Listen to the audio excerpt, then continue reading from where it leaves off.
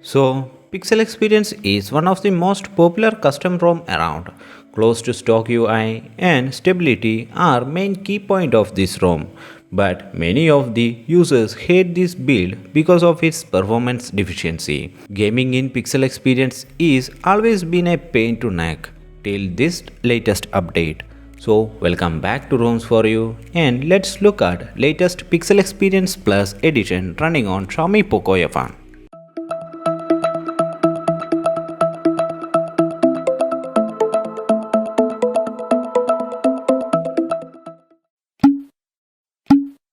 To begin with, let's talk about font session. I am using latest G-Apt variant of Pixel Experience Plus. The ROM is based upon Android 11 and they got the latest security patch from 5th July 2021. The kernel they are using is same Etude OP. When comes to security, the ROM does has fingerprint, IR face unlock, smart lock and more. As per their changelog, both fingerprint and IR face unlock got faster, but still not the fastest. One important change happened here is with AppLock. Due to some bugs with face lock integration with AppLock, the feature has been taken down in this build and can be expected in next build. The ROM is encrypted out of the box, and if you want to decrypt it, flash any DFE. Under System Settings and Advanced, you will get option for System Update. You can get information on latest build from here. Display settings include notch hiding, and it does works perfectly. You will get your notch hidden with perfect rounded corners, and gesture bug is also not present. Tap to wake up, tap to sleep options are working great, in fact pretty responsive. Under battery settings, the ROM includes pixel thermal switching. Unlike many other AOSP ROMs, the ROM includes only one thermal profile named as Games. Moving forward, the QS panel does includes Android 11 screen recorder. It does works great with recording internal audio and microphone at a time. The recent menu includes screenshot select feature. Both does their job, and swiping from left to right you will get clear all option as well.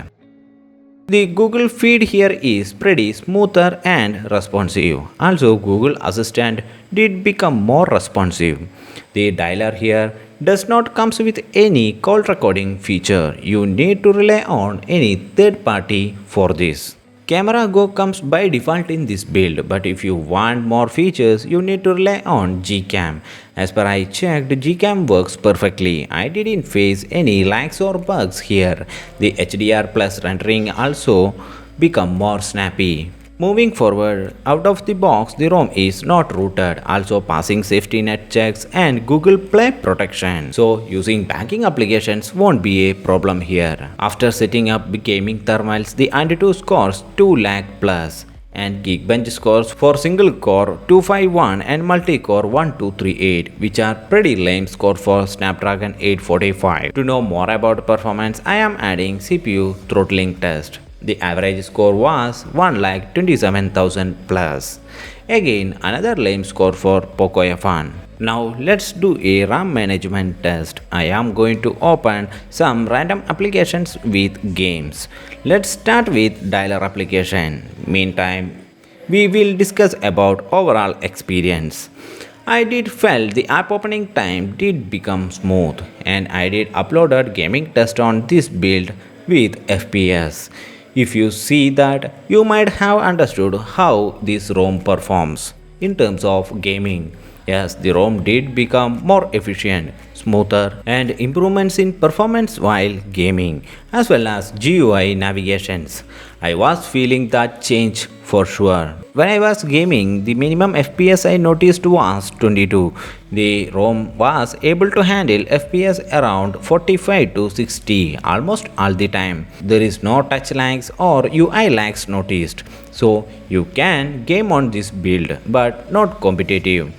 You can get more gaming performance if you are using any performance thermals. As you see, from all the applications I have opened, almost all are there in RAM, including games, which is really great.